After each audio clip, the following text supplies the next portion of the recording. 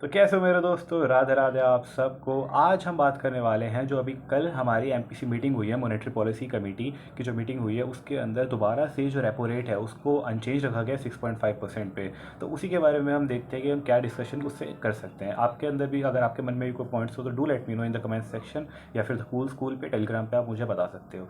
तो एक healthy discussion करते हैं, लेट्स सी कहाँ से कहाँ पहुँचते हैं हम। तो सबसे पहले बात करते हैं कि रेपो रेट को अनचेंज रखा गया 6.5% पे। अभी लास्ट जो 6.5% हुआ था वो हुआ था फेब 2023 की जो मीटिंग हुई थी उसमें हुआ था। उसके बाद से अभी तक ये चेंज नहीं हुआ है। अब अगर देखा जाए तो ऐसा क्यों हुआ है कि चेंज नहीं हो रहा है और अभी ज़्यादा सिचुएशन वरी करने वाली क्यों है? क्योंकि एक टाइम पहले जो जीडीपी थी वो हमारी सही से ग्रो कर रही थी। पूरी दुनिया को हमारे पर बहुत कॉन्फिडेंस था कि जो एवरेज जो ग्लोबल ग्रोथ रेट है उससे हम काफ़ी अच्छे चल रहे हैं। बहुत सारी जो इमर्जिंग कंट्रीज़ हैं, जो इमर्जिंग इकोनॉमीज़ हैं, वो बहुत ज़्यादा वॉलेटाइल है, बहुत ज़्यादा उसमें फ्लक्चुएशन देख रहे हैं। But on the other hand India is performing very well. हम काफ़ी ज़्यादा स्टेबलाइज्ड हैं। डी डॉलराइजेशन के बारे में भी बहुत सारी बातें चल रही हैं और डॉलर की करेंसी की वजह से बहुत सारी करेंसीज पे बहुत ज़्यादा इम्पैक्ट पड़ रहा है। आप भी रोज़ देखते होगे न्यूज़पेपर में आता है कि rupee has witness this month low और उसके बाद लिखा होता है 0.15 का डिफरेंस है, 0.10 का डिफरेंस है। बट वो भी जब आप रेगुलरली देख रहे हो तो वो भी वरी हो जाता है कि आज दोबारा से लो हो गया। बेशक 0.1 रुपी ही हुआ, मतलब 10 पैसे ही हुआ, बट वो कॉन्टीन्यूसली अगर देखोगे तो उससे होगा ना कि हाँ 1 2 3 रुपये इतना ज़्यादा डाउन हो रहा है, but it is still performing way better than the other economies. तो इससे हमें पता चलता है कि हम परफॉर्म बहुत अच्छा कर रहे थे, बट स्टिल इन्फ्लेशन बढ़ रहा था। इस वजह से इतने टाइम से रेपो रेट जो है वो रिड्यूस नहीं हो रहा था। लेकिन जो पहले स्टेंस था वो था विड्रॉल ऑफ अकोमोडेशन। इसका मतलब जो मनी सप्लाई है वो काफ़ी ज़्यादा थी, इकोनॉमी में पैसा बहुत ज़्यादा था, लोगों के पास अकोमोडेटेड था वो मनी, तो उसको विड्रॉ करना था जिससे इन्फ्लेशन कम हो पाए। इन्फ्लेशन अब होती कैसे इसको हम समझेंगे। मान लो कि आपके एक घर है, आपके घर में नीचे एक स्पेस है जिसको आपने रेंट कर रखा है किसी इंसान को जो गांव से आया है शहर में पैसे कमाने। अब उसने वो दुकान जो है वो रेंट पे ले रखी है। रेंट पे लेने के लिए उसने दुकान बैंक से लोन लिया है। अब क्योंकि रेपो रेट 6.5% पहले इंक्रीज़ हो गया था, फेब 23 से पहले कम था बट उसके बाद वो इंक्रीज़ हो गया था। So what happened is that, अच्छा रेपो रेट से लोन का क्या डिफरेंस है वो भी बताता हूँ। अब रेपो रेट क्या होता है? Repurchase option. It is an agreement जिसमें जो बैंक्स हैं वो अपनी गवर्नमेंट सिक्योरिटीज़ आरबीआई को बेचता है with an agreement to repurchase them at a higher rate. ठीक है, नॉर्मली तो इसको हम लेमन लैंग्वेज में यही बोलते हैं कि जिस रेट पर बैंक जो है वो आरबीआई से लोन लेता है। But REPO, RE stand for re, P stand for purchase, O stand for operation. Repurchase operation जो होता है इसमें बैंक्स जो है गवर्नमेंट सिक्योरिटीज़ आरबीआई को सेल करता है in order to repurchase them. ठीक है, तो वो ऑब्वियसली हायर रेट पर करेगा, तो एक तरीके से देखा जाएगा तो ये जो ऑपरेशन होता है ये काइंड ऑफ लोन की तरह ही होता है। तो अब आरबीआई ने अपना रेट बढ़ा दिया, मतलब it will be difficult for the banks to borrow money from RBI. Similarly it will make loans costlier for the end consumers. अब जो इंसान आया था, हमारा जो दोस्त आया था गांव से शहर में, उसने रेंट पे ली थी एक शॉप। अब उसका लोन रीपे करने के लिए अब उसके पास जो बैंक से उसने लोन लिया है वो उसके लिए कॉस्टली हो जाएगा। अब अगर वो ऑब्वियसली अगर आपके पास ऑप्शन है कि आप अपना रेंट दोगे या फिर आप बैंक को लोन दोगे, तो आप प्रेफर करोगे ना कि हाँ यार बैंक को लोन देते हैं। मकान मालिक से तो बात कर लेंगे, हो सकता है बाद में हम सेटल वेटल कर ले, वो सब बाद में देखी जाएगी ये सब चीज़ें। तो बैंक में लोन अपना रीपे कर देगा, लेकिन वो अपना रेंट नहीं पे कर पा रहा इस चक्कर में। अब रेंट नहीं पे कर पा रहा तो जो लैंडलॉर्ड की इनकम है वो उसकी इनकम कहाँ से आएगी? अब उसको उसमें समझौते करने पड़ेंगे। अब अगर उसके पास इनकम नहीं है तो वो खर्चे कैसे कर पाएगा? अब वो खर्चे नहीं कर पाएगा तो जो किसी और शॉप में मान लो उसको कुछ खरीदना होगा, मिठाइयाँ खरीदनी होगी, अब वो सोचेगा कि नहीं यार आज मैं मिठाई नहीं खरीदूंगा, इस बार नहीं मिठाई खरीदूंगा। तो इससे जो मिठाई वाला है उसकी रेवेन्यू कम हो गया। अब उसके रेवेन्यू कम हो गया तो उसका प्रॉफिट कम हो गया, वो प्रॉफिट कम हो गया तो मिठाई वाला है उसके बच्चे वो कैसे शॉपिंग करेंगे? इस तरीके से पूरी चेन रिएक्शन चलता है जिसकी वजह से जो पूरी इन्फ्लेशन है वो ओवरऑल कम आ जाएगी, क्योंकि अब डिमांड ही नहीं है। अब जब डिमांड ही कम हो गई है, जब लोगों के पास पैसे ही नहीं हुए हैं, डिमांड ही कम हो गई है, तो प्राइस कैसे बढ़ेंगे? क्योंकि प्राइस का लॉ जो कहता है, लॉ ऑफ डिमांड क्या कहता है कि अगर प्राइस घटेगा तो डिमांड बढ़ेगी और प्राइस अगर कम होगा तो डिमांड ज़्यादा होगी। राइट, अगर कोई भी चीज़ सस्ती होगी तो हम उसको ज़्यादा खरीदेंगे। बट ये हम किस पॉइंट ऑफ व्यू से देख रहे हैं? प्राइस का रिलेशन में, कि अगर प्राइस कम होगा तो डिमांड बढ़ेगी और प्राइस ज़्यादा होगा तो डिमांड कम होगी।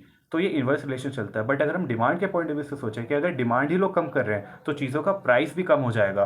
आप खुद ही सोचो ना कि आप कोई चीज़ बेच रहे हो, आपका कोई बिजनेस है, उसकी डिमांड ही नहीं आ रही, तो आप ये सोचोगे ना कि यार पड़े पड़े तो ये चीज़ मेरे पास ख़राब ही हो जाएगी। पेरिशेबल गुड्स जो फॉर एग्जांपल जो होते हैं, जैसे हमारे जो वीकली मार्केट्स लगती हैं, तो इसमें क्या होता है, अगर आप रात को 11 या 12 बजे जाओगे उनके पास कुछ वेजिटेबल्स खरीदने, तो आपको वो कम रेट में मिलेगी, क्योंकि उनको पता है इसको मैं कहाँ लेकर घूमूंगा, अब तो ये सारी ख़राब ही हो जानी है। इससे बेटर है कि थोड़ा बहुत कमी मेरा प्रॉफिट मार्जिन हो, बट मैं उसको सेल कर दूँ। इसलिए जब डिमांड कम हो जाती है तो प्राइस भी ऑटोमेटिकली कम हो जाता है, और प्राइस कम होने को ही तो बोलते हैं कि इन्फ्लेशन हमारा डिक्रीज हो रहा है। इससे ये सारी कहानी के रेपो रेट को क्यों हमने अनचेंज रखा था 6.5% पे। ग्रोथ हमारी सही चल रही है, बट अभी क्या इशू आ रहा है कि हमारी ग्रोथ जो है वो भी सही नहीं चल रही है। अभी अभी जो रिसेंटली Q2 के रिजल्ट्स आए उससे पता चल रहा है कि हमारी जो ग्रोथ है वो भी बहुत कम हो चुकी है, जिसकी वजह से इंटरनेशनल ऑर्गेनाइजेशंस ने भी अपना ग्रोथ फॉरकास्ट फॉर इंडिया उसको रिड्यूस कर दिया। That is why it has become a worrisome situation. लेकिन इससे पहले क्या हुआ था, इससे पहले वाली जो MPC की मीटिंग थी उसमें जो स्टैंड रखा था वो था न्यूट्रल। उससे पहले तक था विड्रॉल ऑफ अकोमोडेशन, क्योंकि उससे पहले तक इन्फ्लेशन ज़्यादा था, और लास्ट जो MPC की मीटिंग थी तब तक हमारा इन्फ्लेशन जो है वो कंट्रोल में आ गया था। तो इसलिए हमने सोचा था कि 24 को न्यूट्रल रखेंगे, अभी भी एकदम कम नहीं करना, because life is very uncertain. आप खुद ही देख लो कि कितना सब कुछ हो रहा है, कितनी सारी कंट्रीज़ के बुरी हालत हुई पड़े हैं। बांग्लादेश हो गया अपना, श्रीलंका बहुत अभी बेकार हालत में, जिम्बाब्वे की करेंसी जो थी वो तो बिल्कुल ही ख़त्म हो गई थी, उसको तो मतलब डॉलर को अडॉप्ट करना पड़ा था अपनी करेंसी, अपनी इकोनॉमी को सेव करने के लिए। तो और साउथ कोरिया में भी अभी जो हालात चल रहे हैं, अभी फ्रांस के जो प्राइम मिनिस्टर है वहाँ पर भी बहुत ज़्यादा डिस्टर्बेंस चल रही है। तो ये सारी चीज़ें देख लो ना, ये सारी चीज़ें हम सोच थोड़ी हैं। कोविड के बारे में सोचा नहीं था, लाइफ इज़ वेरी अनसर्टेन, इसी को ही सोचते सोचते ही RBI गवर्नर ने जो MPC की मीटिंग में पिछली बार भी रेपो रेट रिड्यूस नहीं करा था, बट उन्होंने ये बोल दिया था कि हमारा जो स्टैंड है वो विड्रॉल ऑफ अकोमोडेशन को छोड़कर न्यूट्रल हो चुका है। विल फर्स्ट ऑब्जर्व कि चीज़ें कैसे जा रही है। ही वॉज एब्सोल्युटली राइट, क्योंकि अब देख लो ना, इस बार ग्रोथ कम हो गई है, इन्फ्लेशन हमारी ज़्यादा है, तो बन गई ना वरीसम सिचुएशन।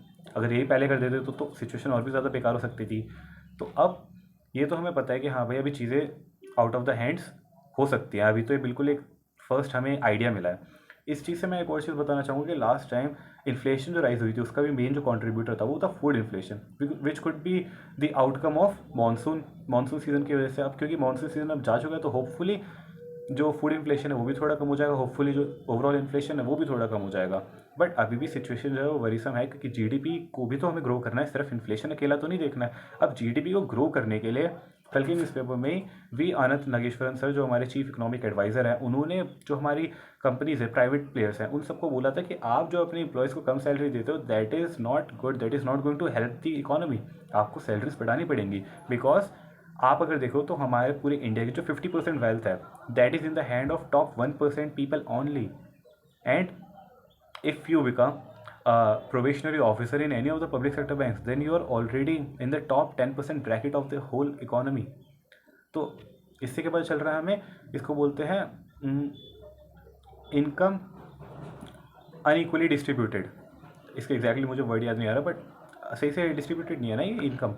तो इसी चीज़ को ही ठीक करने के लिए ही ये चीफ इकोनॉमिक एडवाइज़र जी ने बोला था कि आप जो हैं वो अपने एम्प्लॉयज़ को उनका अच्छा राइट देंगे, तभी तो ये सारी इकोनॉमी अच्छे से ग्रो हो पाएगी। हम डेफिनेटली ये सोचते हैं और मानते हैं कि एक इंसान का जो घाटा होता है वो दूसरे के लिए फ़ायदे का सौदा बन पाता है। जैसे GST का जो अगर बात करी जाए, GST का इंट्रोडक्शन जो हुआ था, तो those who were able to cope up with the trend, those who were able to cope up with the changing era, they took the advantage, और वो आज बहुत अच्छी पोजीशन में है। बट अदर्स जो थे, जो थोड़े रिस्ट्रिक्टिव थे, जो थोड़े प्रिकॉशन और ज़्यादा प्रिजर्व रहते थे, उनको बहुत ज़्यादा नुकसान हुआ। किसी भी अगर ऑफलाइन मार्केट में चली जाइए, किसी भी दुकानदारों से बात कर लीजिए, the all hate the GST concept. अब लेकिन यहाँ पर अगर हम MPC की बात करी जाए तो इन्होंने अपना स्टैंड अभी भी न्यूट्रल रखा है, लेकिन इनको ये भी पता है कि GDP को ग्रो करना है। तो उन्होंने क्या करा, उन्होंने CRR को कम कर दिया। CRR क्या है? Cash reserve ratio. हर बैंक को एक particular portion of their NDTL, net demand and time liabilities, अब इसके बारे में भी बात कर लेते हैं। नेट, ठीक है, demand and time liabilities. Bank के अंदर पूरे इकोनॉमी में दो कंसेप्ट होते हैं, एसेट्स और लायबिलिटीज़। लायबिलिटीज़ जो हमारे ऊपर कर्ज होता है, और एसेट्स जो हमें प्रॉफिट या तो जनरेट करके देगा या फिर हेल्प करेगा इनडायरेक्टली प्रॉफिट जनरेट करने में, ठीक है। जैसे मशीन्स होती हैं, they are our asset because they will help us in producing stuff that we can sell. इसके अलावा एसेट्स हमारे होते हैं कि अगर हमने किसी को लोन दे रखा है तो, ठीक है, तो हम बन जाते हैं क्रेडिटर, वो बन जाता है डेटर, तो they will pay us interest, तो वो भी हमारा एसेट हो जाता है। सिमिलरली बैंक में भी होता है। बैंक में दो चीज़ें होती हैं। बैंक की कोर डेफिनेशन क्या बोल रही है? Banks are institutions that take deposits in order to lend. तो जब वो डिपॉजिट्स ले रहे हैं तो हमारे ऊपर वो लाइबिलिटीज़ है, वो हमारे ऊपर कर्जा है कि हमें लोगों को देना है वापस। और when we lend that money, तो वो हमारे एसेट्स हो जाते हैं, because now there are people who will return the money to us with interest. तो एक तरीके से जो बैंक है पूरा एक बिजनेस किस चीज़ का, पैसा बेचने का। तो वी आर सेलिंग मनी, ठीक है। अब net demand and time liabilities की बात करें तो दो तरीके के बैंक अकाउंट्स होते हैं, एक होता है डिमांड अकाउंट्स और एक होता है time deposits account. Demand deposit और टाइम डिपॉजिट, दोनों में क्या फ़र्क होता है? डिमांड मतलब किसी भी हम अपने जब चाहे हम वहाँ से पैसा निकाल सकते हैं। दो अकाउंट्स होते हैं, सेविंग अकाउंट और करंट अकाउंट, जिनको कासा बोलते हैं। Kasa current account, saving account SA Kasa होता है, ठीक है। और जो टाइम डिपॉजिट अकाउंट्स होते हैं उनको हम बोलते हैं राफा, रैकरिंग अकाउंट और फिक्स डिपॉजिट अकाउंट। तो रैकरिंग डिपॉजिट होता है जिसमें आप एक पर्टिकुलर टाइम पीरियड के लिए डिफरेंट इंटरवल्स में पैसे अपने डिपॉजिट करते हो। और फिक्स डिपॉजिट में होता है कि आप एक ही बारी अपने जमा कर दिए हैं। तो ये आपके लाइबिलिटीज़ होते हैं। तो जो आपके net time and demand and time liabilities होते हैं, इसका एक पर्टिकुलर परसेंट जो होता है वो आपको एज अ CRR डिपॉजिट करना होता है RBI के पास। बिकॉज कोई भी अगर स्ट्रेस सिचुएशन आ जाए, आपकी रेपुटेशन पे अगर कोई दाग आ जाए, फिर एक बैंक रन जैसी सिचुएशन आ जाए इसमें सारे जो लोग हैं वो आप अपने डिपॉजिट्स निकाल रहे हैं और दूसरे बैंकों में डिपॉजिट कर रहे हैं, तो आपके पास कैश होना चाहिए। तो वो कैश के फॉर्म में जो पैसा रखा जाता है RBI के पास, दैट इज़ CRR। तो उन्होंने वो कम कर दिया। उन्होंने बोल दिया कोई बात नहीं, अभी आप जितने भी बैंक्स हैं वो अपना CRR जो है वो कम कर सकते हैं ताकि आप आगे और ज़्यादा लैंड कर सके। बिकॉज GDP को ग्रो करने के लिए, अच्छा GDP की क्या डेफिनेशन होती है? It is a measure of all the goods and services that are produce in a country within a financial year. तो एक फाइनेंशियल ईयर में ज़्यादा से ज़्यादा सर्विसेज हो पाए, ज़्यादा से ज़्यादा गुड्स एंड सर्विसेज प्रोड्यूस हो पाएँ, उसके लिए लोन तो चाहिए लोगों को, तभी तो। कैपिटल नहीं होगा तो करेंगे कैसे? तो उसी तरह ही to be able to provide more money in to the economy, उन्होंने ये CRR कम कर दिया ताकि bank now will be able to extend और lend even more money as compare to earlier. तो अब ज़्यादा जो लोन है वो लोग ले पाएंगे। बेसिकली इंटरेस्ट वही है, बढ़ा तो नहीं ना, बढ़ता तो महंगा हो जाता, तो ऑब्वियसली एक स्ट्रेस सिचुएशन आ जाती है। अभी लोग लेना चाह रहे हैं तो एक टाइम होता है कि कोई चीज़ महंगी हो गई है, अब 1.5 साल से अगर कोई चीज़ एक ही रेट पर है तो हमें उसकी आदत हो जाती है कि हाँ चलो यार ये this is not going to change, we have to change our self. तो now people are ready to take loan at that rate, but उनके पास होना भी तो चाहिए, अब बैंक को देना भी तो चाहिए, बैंक के पास भी तो होने चाहिए ना पैसे देने के लिए। तो इसीलिए ही अब CRR कम कर दिया है ताकि लोग जो हैं वो ले पाए लोन, वो ले पाएंगे लोन तो एक्टिविटीज़ कर पाएंगे, इकोनॉमिक एक्टिविटीज़ कर पाएंगे, जिससे GDP में ग्रोथ हम देख सकते हैं। अब बात करते हैं कि एग्जैक्टली क्या क्या चीज़ों के बारे में डिस्कशन हुई थी रेपो रेट वाली इस आर्टिकल में जो हमने कल डिस्कस करा था। तो इसके अलावा जो बात करी गई थी वो थी connect to regulate a new program will be launched. तो ताकि अच्छे से रेगुलेशन हो पाए, एक जो एंड यूज़र्स है फिर जो बैंक्स है उनके बीच में और RBI के बीच में एक बहुत ही ईजी, एक और ज़्यादा इन्हेंस तरीके से एक कनेक्ट मिल पाए। तो that is one of the things. RBI proposes to add podcast to its communication tool kit. हमने हमेशा देखा कि RBI is one of those institution जो पिछड़ा नहीं रहता, वो हमेशा एक्चुअली में डायनेमिक रहता है। नॉर्मली बैंक्स को सभी को बहुत ज़्यादा डायनेमिक रहना चाहिए, बट RBI ऑब्वियसली वो एक स्टेप आगे ही रहेगा। तो पॉडकास्ट ऑब्वियसली बहुत ज़्यादा इंटरेस्टिंग और बहुत ज़्यादा अभी ट्रेंडी चल रहा है। तो that is one of the important things जिसको ज़रूर अगर उसको हम क्या कहते हैं उसे हैबिट में लाएं तो बहुत ज़्यादा उससे अवेयरनेस फैल सकती है। बिकॉज आप देख सकते हैं कि कौन बनेगा करोड़पति बहुत लोग बहुत चाव से देखते हैं। शायद RBI के बारे में उतना लोगों को नहीं पता होगा, बट कौन बनेगा करोड़पति के बारे में पता है। ऊपर से अमिताभ बच्चन, तभी तो वहाँ पर उन्होंने अपना फोकस डाला कि यहाँ से हम अवेयरनेस फैला सकते हैं। इसके अलावा जितने अभी क्रिकेटर्स हैं, बहुत सारे स्पोर्ट्स प्लेयर हैं, उनके थ्रू इसकी अवेयरनेस फैलाई जाती है। So podcast is just another tool in the tool kit. Next बात करते हैं to permit small finance banks to offer pre sanction credit line on UPI। अभी हमने थोड़ी देर पहले दूसरी वाली वीडियो में बात करी थी UPI के बारे में कि उसकी वजह से जो क्रेडिट है वो अंडर सर्व लोगों तक पहुंच पा रहा है। वो लोग जो न्यू टू क्रेडिट बोरोवर्स है वो भी अपना इन्हेंस कर पा रहे हैं। तो अब स्मॉल फाइनेंस बैंक भी अब इस रेस में पार्टिसिपेट कर पाएगा। नेक्स्ट बात करते हैं to recommend a framework for responsible and ethical enablement of AI। अब ये जो मैंने बात बोली है ये अपने आप में एक शॉर्ट फॉर्म है फ्री AI की। क्या है? Framework for responsible and ethical enablement of AI।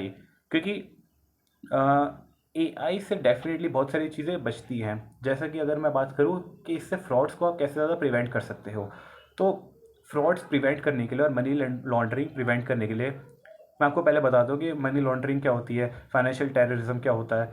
तो क्या होता है फॉर एग्जांपल कि एक टेररिस्ट ग्रुप है, उसको यहाँ पे किसी एक पर्टिकुलर कंट्री में उसका जो ऑर्गेनाइजेशन है वहाँ पे पैसे भेजने हैं, तो कैसे पैसे भेजेगा? पहले वो अपने पैसे को किसी इंटरनेशनल मार्केट में एंट्री दिलाएगा, फिर वहाँ से वो पैसा किसी ना किसी तरीके से इंडिया में रोट होगा और छोटे छोटे अकाउंट्स में वो डाइवर्सिफाई हो जाएगा। अब ये चीज़ हमें कैसे पता चलेगी कि वो डाइवर्सिफाई हो गया? हम उसको कैसे रोक पाएंगे? कोई भी ऐसा न्यू अकाउंट ओपन होता है जिसमें एकदम से पता नहीं कहाँ से बहुत सारे अलग अलग तरीक़ों से पैसे आ रहे हैं, बहुत ही अलग अलग लोकेशन से पैसे आ रहे हैं, एक ही पर्टिकुलर अमाउंट में बहुत सारी ट्रांजेक्शन हो रही है। या फिर नॉर्मली हम देख रहे हैं कि इसके अकाउंट में तो पहले कोई पैसे होते नहीं थे, एकदम से इतने ज़्यादा कैसे पैसे हो पा रहे हैं? कोई अकाउंट था जो बड़े सालों से चला ही नहीं, एकदम से चल गया कैसे? ये सारी जो चीज़ें होती है, जो अनयूजुअल ट्रांजेक्शन जिसको बोलते हैं, एक्सेप्शनल ट्रांजेक्शन जिसको बोलते हैं, इससे हम पता लगा सकते हैं कि ये पर्टिकुलर जो चीज़ है, क्या इसके अंदर वो टेंडेंसी है कि हम इसको फ्रॉड बोल पाएँ या फिर इसको टेररिज्म से रिलेट कर पाएँ, फाइनेंशियल टेररिज्म से रिलेट कर पाएँ। अगर वो पैसों से बाद में कोई भी दंगे फसाद होते हैं, कोई भी अगर वेपन्स खरीदे जाते हैं, किसी भी तरीके का टेररिस्ट एक्टिविटी हो पाती है, तो उसको फाइनेंशियल टेररिज्म बोलते हैं या फिर उसको मनी लॉन्ड्रिंग बोलते हैं। कि अगर आपने किसी पैसे को गलत जिस चीज़ से अगर कमाया है या फिर अगर आप उससे टैक्स से बचा रहे हो, फॉर एग्जांपल अगर किसी ने घर बेचा है और घर से बहुत ज़्यादा पैसा आ रहा है तो उसको कैपिटल गेन टैक्स ना देना पड़े, तो वो अपने घर वालों में सारी जगह पैसे वैसे बांट देता है। और फिर या फिर ये तो मैं बहुत ही फिर भी एथिकल सी चीज़ बता रहा हूँ, बट ऐसे बहुत ज़्यादा बड़े लेवल पर होती है और बहुत ज़्यादा चीज़ें अनएथिकल वेज में होती है कि लोग अपने ड्राइवर, अपने गार्डनर के नाम पर ही पूरी पूरी कंपनीज क्रिएट कर देते हैं। तो इन सब चीज़ों से बचने के लिए ये एआई का इसमें बहुत ज़्यादा ज़रूरी है, क्योंकि जैसे जैसे पॉपुलेशन इंक्रीज़ हो रही है, it will become very difficult for an individual banker to detect the scams. लेकिन एआई वो चेक कर लेगा ना कि कोई भी जो एक्टिविटी है वो अनयूजुअल है या नहीं। फॉर एग्ज़ाम्पल जो मेरी फर्स्ट जॉब थी उसमें I was dealing with cloud communication. तो उसमें कोई ईमेल्स जो होती थी, अगर आपने किसी को ईमेल भेजी और वो सामने वाले बंदे के पास नहीं पहुंची, तो उसमें क्या क्या चीज़ें हो सकती है वो सब मैंने सीखा था। तो उसके बारे में 2 मिनट में आपको शेयर करूँगा, उससे आपको थोड़ा आइडिया मिल जाएगा कि एआई किस तरीके से हेल्प करता है। बहुत सारी चीज़ हो सकती है कि आप सबसे पहले बेसिक से शुरू करते हैं कि उसका ईमेल एड्रेस गलत हो सकता है, ब्लॉक करा गया हो सकता है, उसके अंदर कोई अटैचमेंट है जो उसके पर्टिकुलर साइज़ के लिमिट से ज़्यादा है। बट ये सारी बेसिक चीज़ें हुई। इसके अलावा जो चीज़ मैंने वहाँ नहीं सीखी थी वो ये था कि कोई कंपनी होती है तो अपने एम्प्लॉयज़ की जो ईमेल होती है उसमें सर्टेन चीज़ें ऐसे रिस्ट्रिक्ट कर देती है। कोई कीवर्ड हो सकता है वो उसमें रिस्ट्रिक्ट कर रखा हो, या फिर कोई इस तरीके की लैंग्वेज हो सकती है वो भी रिस्ट्रिक्ट करी जा सकती है। कोई इस तरीके की एक्टिविटी हो जाती है, फॉर एग्जाम्पल कि अगर कोई हॉस्पिटल का पूरा जो स्टाफ है उसकी जो ईमेल एड्रेसेस है, जो @ के पीछे जीमेल के अलावा उस हॉस्पिटल का अपना जो डोमेन है वो लगा पड़ा है, तो अब that domain manager is responsible कि कोई भी जो किसी भी पेशेंट की कॉन्फिडेंशियलिटी को सिक्योर करने के लिए, कोई भी उसका प्राइवेट अगर कोई भी डिटेल है वो बाहर लीक ना की जाए। तो इसलिए वो इस तरीके से एआई का यूज़ करेगा कि अगर कोई भी डॉक्टर, अगर वो क्या कहते हैं उसे, मैलाफाइड है, तो अगर वो कोई भी ऐसी इन्फॉर्मेशन जो बहुत ही कॉन्फिडेंशियल है अगर वो किसी बाहर को लीक कर रहा है और थ्रू ईमेल कर रहा है, तो जो एआई होगा वो उसको डिटेक्ट कर लेगा और उसको करने ही नहीं देगा, क्योंकि वो देख लेगा this is a very unusual activity. अभी हम अपने लेवल पर इसको इतने ईजिली नहीं सोच पाएंगे, बट अगर आप वो मैसेज पढ़ोगे आपको पता चल जाएगा इट इज़ रॉन्ग। वही चीज़ एआई भी कैच कर लेगा। लेकिन ऐसे अगर मैसेजेस करोड़ों के हिसाब में हो पाएंगे, लाखों के हिसाब में हो पाएंगे, तो ह्यूमनली इम्पॉसिबल है। That is where AI comes into the picture. इसके अलावा एक और चीज़ है, an innovative AI model the mule hunter .ai developed by RBIH to help reduce digital frauds. चलो अब इसके बारे में बात करते हैं। This is going to be even more interesting.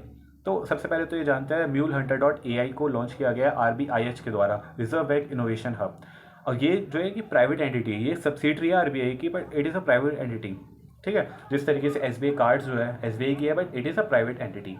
Now mule Hunter AI की बात करते हैं तो म्यूल का सबसे पहले मतलब समझते हैं कि म्यूल क्या होते हैं। म्यूल अकाउंट्स होते हैं, फॉर एग्जांपल देखो हम बहुत ज़्यादा सतर्क रहते हैं कि अगर हमारे बैंक अकाउंट में कोई भी एक्टिविटी हो रही है, फॉर एग्जांपल अगर हमारा कोई पैन कार्ड है तो हम उसको बहुत ही केयरफुल यूज़ करते हैं कि अगर कोई भी हमारी पेमेंट अगर रहती है ड्यू है तो हम चाहते हैं कि उसको क्लियर करें, अदरवाइज़ हमारा सिबिल स्कोर जो है वो ख़राब हो जाएगा। फिर हम फ्यूचर में अगर कभी ज़रूरत पड़ी हमें क्रेडिट की तो वो हमें मिलना बहुत मुश्किल हो जाएगा, वो हमारी फाइनेंशियल इमेज बहुत ज़्यादा ख़राब हो जाएगी। लेकिन देर आर सम पीपल जिनको कोई फ़र्क ही नहीं पड़ता है। कोई गांव के अंदर बैठा है इंसान जिसको कोई लेना देना ही नहीं है पूरे फाइनेंशियल सिस्टम से, उसको क्या ही लेना देना कि उसका सिविल स्कोर कैसा है या फिर उसका कोई भी चीज़ कैसी है फाइनेंशियली। तो ऐसे लोगों को कुछ लोग पकड़ते हैं और फिर उनके डॉक्यूमेंट्स लेकर फेक अकाउंट्स खोलते हैं और फेक अकाउंट्स खुलवाने के बाद उससे मनी लॉन्ड्रिंग करवाते हैं कि हाँ भाई इसके अकाउंट में पैसे भेज दो, क्योंकि इसका अकाउंट तो मैं यूज़ कर रहा हूँ, ये तो वैसे भी नहीं कर रहा, इसको क्या ही लेने देना। होते हैं ना ऐसे account, this actually practical. Now these are mule accounts जिनको कोई और ऑपरेट कर रहा होता है, जिनको उनका एक्चुअल जो बेनिफिशियरी है वो कर ही नहीं रहा होता ऑपरेट। ऐसी चीज़ें बहुत पहले बैंकिंग में होती थी, बिकॉज उस टाइम कोई भी ऐसे CKYC या फिर सरसाई के ऐसे या RBI के इतने ज़्यादा स्ट्रिक्ट रूल्स नहीं हुआ करते थे कि हर एक लेवल पर आपको जो आधार है वो आपको वेरीफाई करना है, एक एक OBD जो है वो वेरीफाई करना है। उस टाइम नहीं होते थे। उस टाइम बस आप आए हो, फोटो ले आए, नाम ले आए, जो आपने बोल दिया वो आपका एड्रेस हो गया, जो आपने बोला वो सब कुछ आपकी आइडेंटिटी हो गई। That was how it work. But now ये सब चीज़ें होती हैं, तो अब क्योंकि इतना वहाँ उस टाइम इतना ज़्यादा फ्रॉड भी होते थे, अब ज़्यादा फ्रॉड हो गए हैं, तो we have to be extra सतर्क एज वेल। नेक्स्ट हम बात करते हैं, तो it is decided to increase the limit for collateral free agri loans from 1.6 lakh to 2 lakh. लेकिन सिर्फ एग्रीकल्चर लोन्स की ही बात हो रही है, आप वो पैसों को किसी और तरीके से यूज़ नहीं कर सकते, जिसको एक और कुछ बोलते थे इसको, मुझे वर्ड नहीं याद आ रहा, बहुत अच्छा वर्ड है, मुझे दोबारा कभी याद आएगा दोबारा ज़रूर बताऊँगा। इसको कुछ डाइवर्सिफिकेशन, सिम्फनिंग, सिम्फनिंग है वो वर्ड, सिम्फनिंग ऑफ फंड्स बोलते हैं कि अगर आप कोई पैसा किसी चीज़ का ले रहे हो बट उसको यूज़ नहीं कर रहे हो, उसके छोड़ के किसी और चीज़ के लिए यूज़ कर रहे हो, तो that is not cool. Okay, इसके अलावा अगर बात करें तो banks have been permitted to raise FCNR deposit of 1 year और less than 3 years maturing at overnight ARR plus 400 versus plus 200 basis points at present. तो फिलहाल जो FCNR है, FCNR क्या होता है, foreign currency non residential accounts.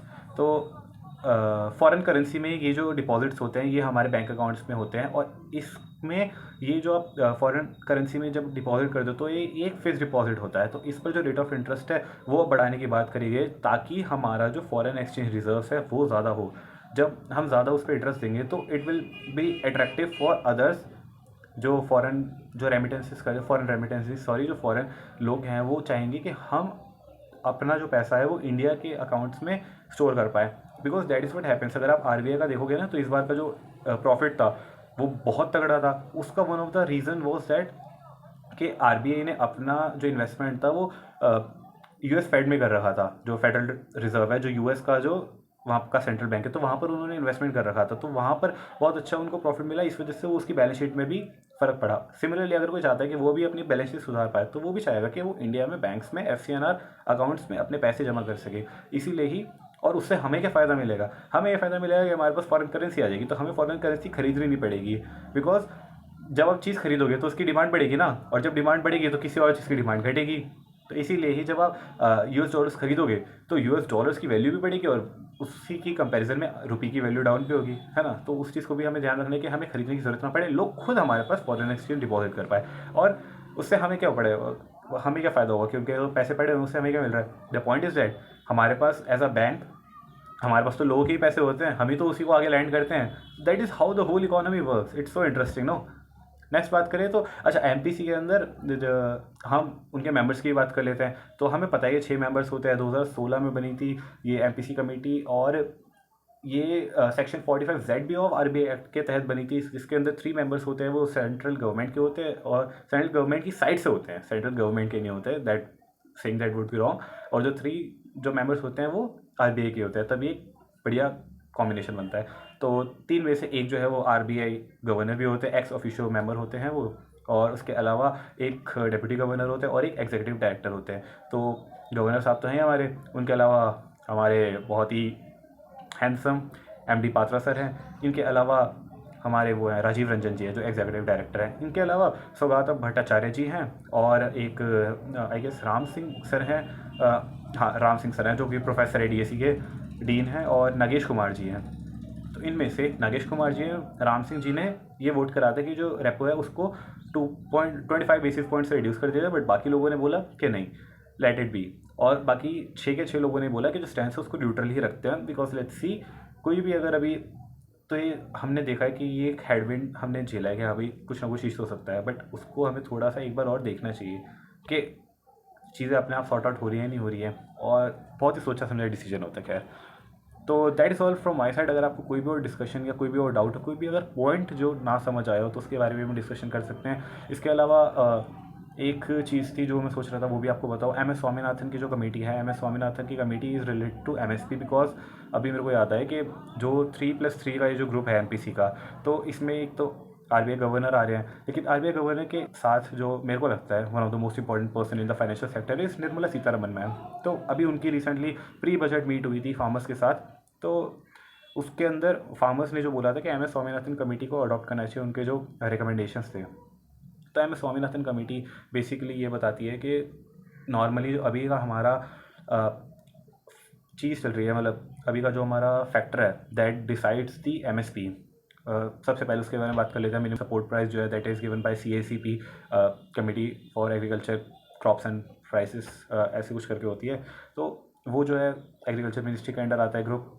अब वो इस तरीके से एम एस पी डिसाइड करता है, उसका जो फॉर्मूला होता है वो A2 प्लस FL प्लस उसका 1.5% होता है। A2 क्या होता है, जो भी आपके इनपुट्स हो रहे हैं एग्रीकल्चर चीज़ों को प्रोड्यूस करने के, तो उन सबका जो कॉस्ट होता है दैट इज़ A2।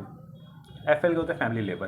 क्या हो, आपने फैमिली एज अ फैमिली है, जो भी आपने उसके अंदर अपना ह्यूमन लेबर आपका जो लगा है उसका वैल्यू एक निकालते हैं, उन दोनों को ऐड कर देते हैं, तो ये आपका टोटल इनपुट हो गया। अब इसके बाद उनको 50% का प्रॉफिट का मार्जिन देते हैं कि इसका 1.5% आपको MSP मिलेगी। बट एम एस स्वामीनाथन साहब ने बोला था कि ये तो ठीक है, इसके अलावा जो अगर कोई फार्मर है जो उसकी कल्टिवेटिंग लैंड है, अगर वो उसकी अपनी लैंड है, तो उसका जो भी रेंट बनता है, अगर मान लो आपकी खुद की रेंट, अगर खुद का लैंड है, तो उसका कुछ भी अगर रेंट बन रहा है तो उसको भी आप इंक्लूड करोगे। तो एक बहुत सारे ऐसे फार्मर्स हैं जिनका अपना लैंड नहीं होता, वो किसी और के लैंड पे फार्मिंग करते हैं, तो उसको वो वाला रेंट भी तो देना पड़ता है ना। तो अगर आपके पास खुद का लैंड है तो उसकी रेंटल वैल्यू भी इंक्लूड होगी। अगर आप खुद का लैंड नहीं है तो जो भी आप रेंट पे करते हो वो वाली वैल्यू भी इंक्लूड होगी। वो वाली इंक्लूड करने के बाद उसका 1.5% आपको MSP मिलनी चाहिए। तो फार्मर्स यही चाहते हैं कि बहुत टाइम से इसको रिवाइज नहीं करा गया और बहुत सारे बार प्रोटेस्ट भी हो गए। अभी भी वो 101 फार्मर का जो ग्रुप है वो दोबारा से दिल्ली मार्च पे निकल पड़ा है और अभी रुका पड़ा है। एंड वो अभी भी कह रहे हैं कि गवर्नमेंट ज़्यादा सुन नहीं रही है, बट अपनी आवाज़ पहुंचाने के लिए वो अभी भी बिल्कुल तैयार है। तो this is the discussion that is going on. और देखो मीटिंग भी अब कर ही लें अगर मैम, तो डेफिनेटली अगले बजट से पहले हमें कुछ ना कुछ उनके लिए गुड न्यूज़ सुनने को ज़रूर मिलेगी। तो that is it from my side. अब हम दोबारा बहुत जल्दी मिलेंगे, कल मिलेंगे, और कोई भी अगर डिस्कशन हो तो do let me know in the comment section. तब तक के लिए bye bye and I am proud of you.